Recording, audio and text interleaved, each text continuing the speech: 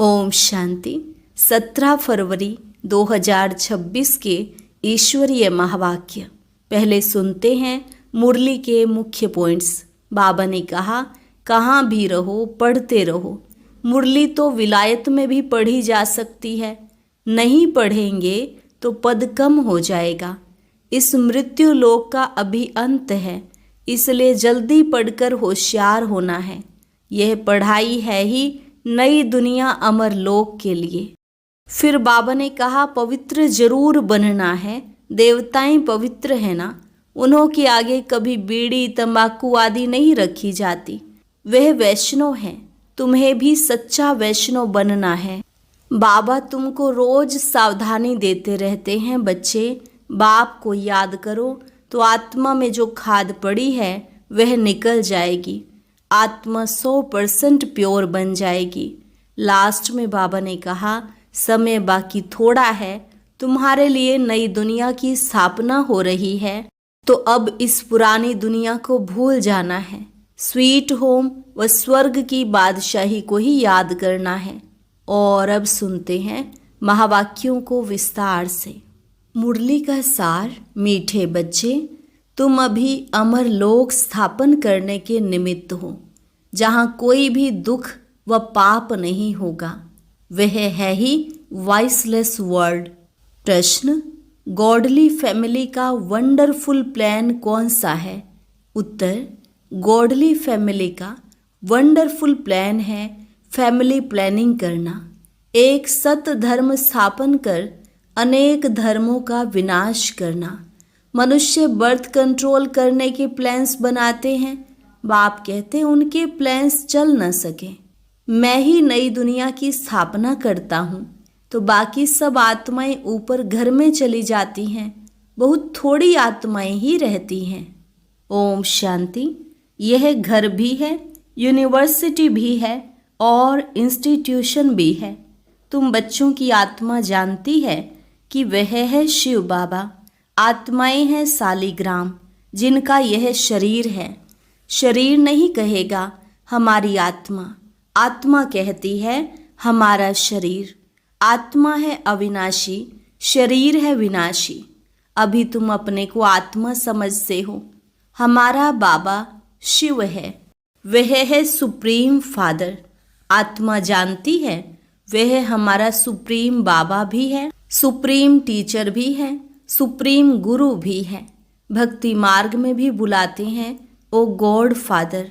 मरने समय भी कहते हैं हे भगवान, हे ईश्वर। पुकारते हैं ना, परंतु किसकी बुद्धि में यथार्थ रीति बैठता नहीं है। फादर तो सब आत्माओं का एक हो गया। फिर कहा जाता है हे पतित पावन, तो गुरु भी हो गया। कहते हैं दुख से हमको लिबरेट कर शांति धाम में ले जाओ, तो बाप भी हुआ, फिर पतित पावन सतगुरु भी हुआ। फिर सृष्टि चक्र कैसे फिरता है, मनुष्य 84 जन्म कैसे लेते हैं, वह बेहद की हिस्ट्री ज्योग्राफी सुनाते हैं। इसलिए सुप्रीम टीचर भी हुआ। अज्ञान काल में बाप अलग, टीचर अलग, गुरु अलग होते हैं। यह बेहद का बाप, टीचर, गुरु एक ही है। कितना फर्क हो गया। बेहद का बाप बेहद का वर्षा देते हैं बच्चों को, वह भी हद का वर्षा देते हैं। पढ़ाई भी हद की है। वर्ल्ड की हिस्ट्री ज्योग्राफी को कोई भी जानते नहीं। यह किसको पता नहीं है लक्ष्मी नारायण ने राज्य कैसे पाया, कितना समय वह राज्य चला। फिर त्रेता के राम सीता ने कितना समय राज्य किया, कुछ नहीं जानते। अभी तुम बच्चे समझते हो बेहद का बाप आए हैं हमको पढ़ाने। फिर बाबा सदगति का रास्ता बताते हैं। तुम 84 जन्म लेते लेते पतित बनते हो, अब पावन बनना है। यह है तमो प्रधान दुनिया। सतो रजो तमो में हर चीज आती है। यह जो सृष्टि है उनकी भी आयु है, नई सो पुरानी, पुरानी सो फिर नई होती है। यह तो सब जानते हैं। सतयुग में भारत ही था, उनमें देवी देवताओं का राज्य था, गॉड गॉडेस का राज्य था। अच्छा फिर क्या हुआ? उन्होंने पुनर्जन्म लिया। सतो प्रधान से सतो, सतो से रजो तमो में आए। इतने इतने जन्म लिए। भारत में 5000 वर्ष पहले जब लक्ष्मी नारायण का राज्य था तो वहाँ मनुष्यों की आयु एवरेज 125 से 150 वर्ष होती है। उसको अमरलोक कहा जाता है। अकाले मृत्यु कभी होता नहीं, यह है मृत्यु लोक। अमरलोक में मनुष्य अमर रहते हैं, आयु बड़ी रहती है। सतयुग में पवित्र गृहस्थ आश्रम था, वॉइसलेस वर्ल्ड कहा जाता है। अभी है विशेष वर्ल्ड।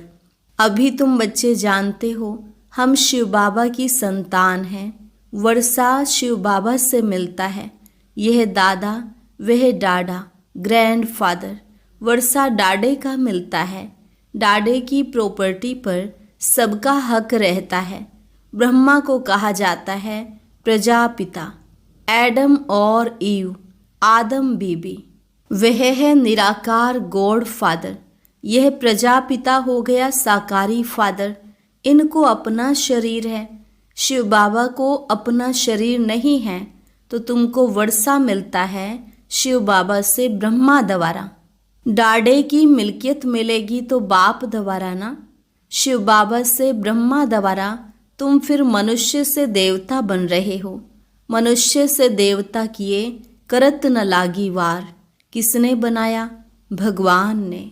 महिमा करते हैं ना ग्रंथ में, महिमा बहुत है। जैसे बाबा कहते हैं अल्फ को याद करो तो बेबादशाही तुम्हारी। गुरु नानक भी कहते जब साहेब को तो सुख मिले। उस निराकार अकाल मूर्त बाप की ही महिमा गाते हैं। बाप कहते हैं मुझे याद करो तो सुख मिले। अभी बाप को ही याद करते हैं। लड़ाई पूरी होगी फिर लक्ष्मी नारायण के राज्य में एक ही धर्म होगा। यह समझने की बातें हैं। भगवानोवाच, पतित पावन ज्ञान का सागर भगवान को कहा जाता है। वही दुख हरता सुख करता है। जब हम बाप के बच्चे हैं तो जरूर हम सुख में होने चाहिए। बरोबर भारतवासी सतयुग में थे, बाकी सब आत्माएं शांति धाम में थी। अभी तो सब आत्माएं यहाँ आ रही हैं, फिर हम जाकर देवी देवता बनेंगे। स्वर्ग में पार्ट बजाते हैं।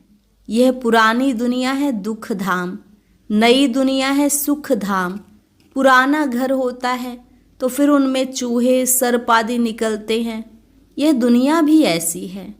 इस कल्प की आयु 5000 वर्ष है। अभी है अंत।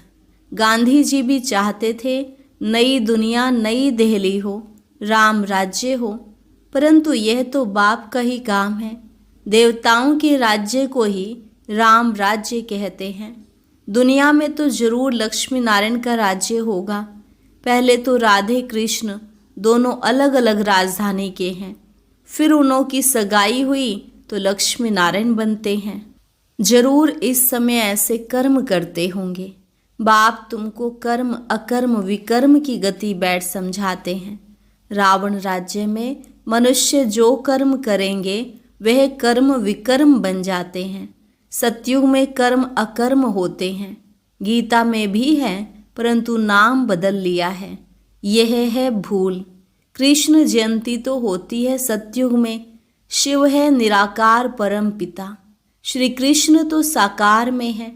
पहले शिव जयंती होती है, फिर श्री कृष्ण जयंती भारत में ही मनाते हैं। शिवरात्रि कहते हैं। बाप आकर भारत को स्वर्ग का राज्य देते हैं। शिव जयंती के बाद है कृष्ण जयंती। उनके बीच में होती है राखी, क्योंकि पवित्रता चाहिए। पुरानी दुनिया का विनाश भी चाहिए। फिर लड़ाई लगती है तो सब खत्म हो जाते हैं। फिर तुम आकर नई दुनिया में राज्य करेंगे। तुम इस पुरानी दुनिया मृत्यु लोक के लिए नहीं पढ़ते हो। तुम्हारी पढ़ाई है ही नई दुनिया अमर लोक के लिए। ऐसा तो कोई कॉलेज नहीं होगा। अब बाप कहते हैं इस मृत्यु लोक का अंत है, इसलिए जल्दी पढ़कर होशियार होना है। वह बाप भी है, पतित पावन भी है, पढ़ाते भी हैं। तो यह गॉड फादरली यूनिवर्सिटी है। भगवानुवाच है ना। कृष्ण तो सतयुग का प्रिंस है, वह भी शिव बाबा से वर्षा लेते हैं। इस समय सब भविष्य के लिए वर्षा ले रहे हैं। फिर जितना पढ़ेंगे उतना वर्षा मिलेगा, नहीं पढ़ेंगे तो पद कम हो जाएगा। कहाँ भी रहो पढ़ते रहो। मुरली तो विलायत में भी जा सकती है। बाबा रोज सावधानी भी देते रहते हैं, बच्चे बाप को याद करो, इससे तुम्हारे विकर्म विनाश होंगे। आत्मा में जो खाद पड़ी है वह निकल जाएगी। आत्मा 100% प्योर बननी है, अभी तो इम्प्योर है। भक्ति तो मनुष्य बहुत करते हैं, तीर्थों पर मेलों पर लाखों मनुष्य जाते हैं। यह तो जन्म जन्मांतर से चला आता है। कितने मंदिर आदि बनाते, मेहनत करते, फिर भी सीढ़ी उतरते आते हैं। अभी तुम जानते हो हम चढ़ती कला से सुख धाम में जाएंगे, फिर हमको उतरना है। फिर कला कमती होती जाती है। नए मकान का 10 वर्ष के बाद भव का जरूर कम हो जाएगा। तुम नई दुनिया सतयुग में थे, 1250 वर्ष के बाद राम राज्य शुरू हो गया। अभी तो बिल्कुल ही तमो प्रधान है। मनुष्य कितने हो गए हैं, दुनिया पुरानी हो गई है। वे लोग तो फैमिली प्लानिंग के प्लान बनाते रहते हैं, कितना मूंझते रहते हैं। हम लिखते हैं यह तो गॉड फादर का ही काम है। सतयुग में 9-10 लाख मनुष्य जाकर रहेंगे, बाकी सब अपने घर स्वीट होम में चले जाएंगे। यह गॉडली फैमिली प्लानिंग है। एक धर्म की स्थापना, बाकी सब धर्मों का विनाश। यह तो बाप अपना काम कर रहे हैं। वह कहते हैं विकार में भले जाओ परंतु बच्चा ना हो। ऐसा करते करते होगा कुछ भी नहीं। यह प्लानिंग तो बेहद बाप के हाथ में है। बाप कहते हैं मैं ही दुख धाम से सुख धाम बनाने आया हूँ। हर 5000 वर्ष बाद मैं आता हूँ, कलयुग के अंत और सतयुग के आदि में। अभी यह है संगम, जबकि पतित दुनिया से पावन दुनिया बनती है। पुरानी दुनिया का विनाश और नई दुनिया की स्थापना, यह तो बाप का ही काम है। सतयुग में था ही एक धर्म। यह लक्ष्मी नारायण विश्व के मालिक महाराजा महारानी थे, यह भी तुम जानते हो। यह माला किसकी बनी हुई है? ऊपर में है फूल शिव बाबा, फिर है युगल दाना ब्रह्मा सरस्वती। उन्हों की यह माला है जो विश्व को नरक से स्वर्ग, पतित से पावन बनाते हैं। जो सर्विस करके जाते हैं उन्हों की ही याद रहती है। तो बाप समझाते हैं यह सतयुग में पवित्र थे ना, प्रवृत्ति मार्ग पवित्र था। अभी तो पतित हैं, गाते भी हैं पतित पावन आओ, आकर हमको पावन बनाओ। सतयुग में थोड़े ही ऐसे पुकारेंगे। सुख में कोई भी बाप का सिमरन नहीं करते हैं, दुख में सब सिमरन करते हैं। बाप है ही लिबरेटर, रहम दिल, ब्लिसफुल, आकर सबको मुक्ति जीवन मुक्ति देते हैं। बुलाते भी उनको हैं, आकर स्वीट होम में ले चलो। अभी सुख है नहीं, यह है प्रजा का प्रजा पर राज्य। सतयुग में तो राजा रानी प्रजा होते हैं। बाप बताते हैं तुम कैसे विश्व के मालिक बनते हो। वहाँ तुम्हारे पास अथाह अनगिनत धन रहता है। सोने की ईंटों के मकान बनते हैं, मशीन से सोने की ईंटें निकलती रहती हैं, फिर उसमें भी हीरे जवाहरों की जड़ित करते हैं। द्वापर में भी कितने हीरे थे जो लूट कर ले गए। अभी तो कुछ सोना दिखाई ही नहीं पड़ता है, यह भी ड्रामा में नोंद है। बाप कहते हैं मैं हर 5000 वर्ष बाद आता हूँ। पुरानी दुनिया के विनाश के लिए यह एटॉमिक बॉम्ब शादी बने हैं। यह है साइंस। बुद्धि से ऐसी ऐसी चीज़ें निकाली हैं जिससे अपने ही कुल का विनाश करेंगे। यह कोई रखने के लिए थोड़े ही बनाते हैं, यह रिहर्सल होती रहेगी। जब तक राजधानी स्थापन नहीं हुई है तब तक लड़ाई नहीं लग सकती। तैयारियां तो हो रही हैं, उसके साथ नेचुरल कैलेमिटीज भी होंगी। इतने आदमी होंगे नहीं। अब बच्चों को इस पुरानी दुनिया को भूल जाना है। बाकी स्वीट होम, स्वर्ग की बादशाही को याद करना है। जैसे नया घर बनाते हैं तो फिर बुद्धि में नया घर ही याद रहता है ना। अब भी नई दुनिया की स्थापना हो रही है। बाप है सर्व का सद्गति दाता। आत्माएं सब चली जाएंगी, बाकी शरीर यहाँ खत्म हो जाएंगे। आत्मा पवित्र बनेगी बाप की याद से। पवित्र जरूर बनना है। देवताएं पवित्र हैं ना, उन्हों के आगे कब बीड़ी तंबाकू आदि नहीं रखी जाती है। वह वैष्णव है, विष्णुपुरी कहा जाता है। वो है ही वॉइसलेस वर्ल्ड, यह है विशियस वर्ल्ड। अब वॉइसलेस वर्ल्ड में जाना है, समय बाकी थोड़ा है। यह तो खुद भी समझते हैं, एटॉमिक बॉम्ब से सब खत्म हो जाएंगे। लड़ाई तो लगनी ही है। बोलते हैं हमको कोई प्रेरणा करने वाला है जो हम बना रहे हैं। जानते भी हैं अपने कुल का विनाश हो रहा है, परंतु बनाने बिगर रह नहीं सकते। शंकर द्वारा विनाश, यह भी ड्रामा में नूंद है।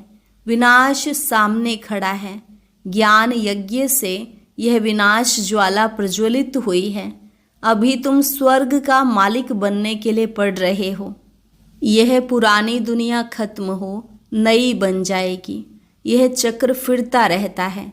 History must repeat. पहले आदि सनातन देवी देवता धर्म था, फिर चंद्रवंशी क्षत्रिय धर्म, फिर उसके बाद इस्लामी बौद्धी आदि आए।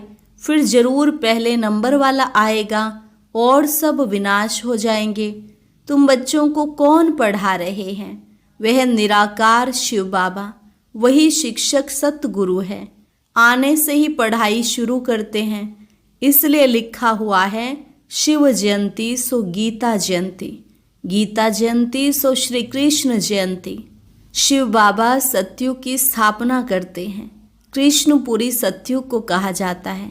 अभी तुमको पढ़ाने वाला कोई साधु संत मनुष्य नहीं है। यह तो दुख हरता सुख करता बेहद का बाप है। 21 जन्मों के लिए तुमको वर्षा देते हैं। विनाश तो होना ही है। इस समय के लिए ही कहा जाता है, किनकी दबी रही धूल में किनकी राजा खाए। चोराकारी भी बहुत होगी, आग भी लगनी है। इस यज्ञ में सब स्वाहा हो जाएंगे। अभी थोड़ी थोड़ी आग लगेगी, फिर बंद हो जाएगी। थोड़ी अजुन देरी है। सब आपस में लड़ेंगे, छुड़ाने वाला कोई रहेगा नहीं। रक्त की नदियों के बाद फिर दूध की नदियां बहेंगी। इसको कहा जाता है खूने नाहे खेल। बच्चों ने साक्षात्कार भी किया है, फिर इन आँखों से भी देखेंगे। विनाश के पहले बाप को याद करना है, तो तमो प्रधान से आत्मा सतो प्रधान बन जाए। बाप नई दुनिया स्थापन करने के लिए तुमको तैयार कर रहे हैं। राजधानी पूरी स्थापन हो जाएगी, फिर विनाश होगा। अच्छा, मीठे मीठे सिकिल अधे बच्चों प्रति माता पिता बाप दादा का याद प्यार और गुड मॉर्निंग। रूहानी बाप की रूहानी बच्चों को नमस्ते। रूहानी बच्चों की रूहानी बाप दादा को नमस्ते नमस्ते, गुड मॉर्निंग। शुक्रिया बाबा, शुक्रिया। धारणा के लिए मुख्य सार।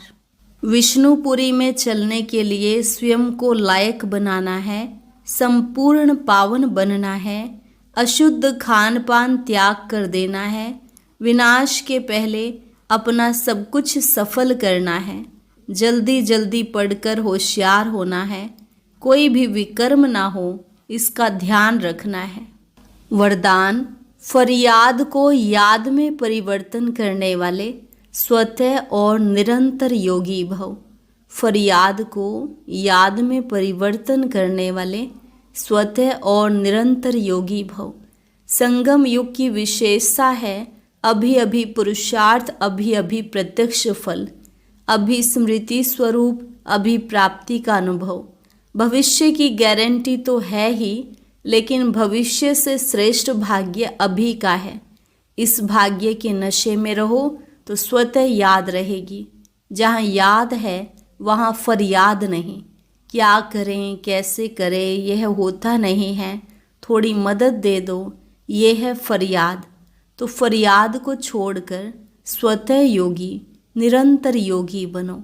स्लोगन: जो स्वयं को मेहमान समझकर चलते हैं वही महान स्थिति का अनुभव करते हैं। जो स्वयं को मेहमान समझकर चलते हैं वही महान स्थिति का अनुभव करते हैं। अव्यक्त इशारे: एकता और विश्वास की विशेषता द्वारा सफलता संपन्न बनो। संगठन का बल, स्नेह का बल, एक दो को सहयोग देने का बल और सहनशीलता का बल जमा करो तो माया कभी वार नहीं कर सकेगी। फिर जय जयकार का नारा लगेगा।